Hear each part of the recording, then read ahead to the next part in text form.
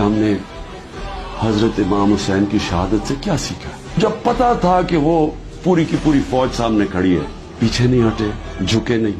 پتا ہوتے ہوئے ایک انسان کو کہ ہم جیت نہیں سکتے، یعنی میری موت ہے، میں یہ جو کھڑا ہوں اسٹینڈ کے اوپر تو میں زندہ نہیں رہوں گا، اس کے باوجود وہ عشق کتنا ہوتا ہے اوپر والے کے ساتھ کہ وہ کہتا ہے کہ میں یہ کوئی نہ سمجھے کہ میں خوف کے بت کی وجہ سے کسی کے سامنے جھکا ہوں. جو انہوں نے بیج بو دیے کہ ہمیشہ مسلمان دنیا میں ظلم کے سامنے جب لوگ کھڑے ہوتے ہیں تو ان کو یاد آتا ہے وہ اس قربانی کا. یہ بھی یاد رکھیں کہ یزید نے کیسے، کیونکہ کوفہ کے لوگ وہ اتنے ڈر گئے تھے یزید کے ظلم سے کہ وہ نکلے نہیں.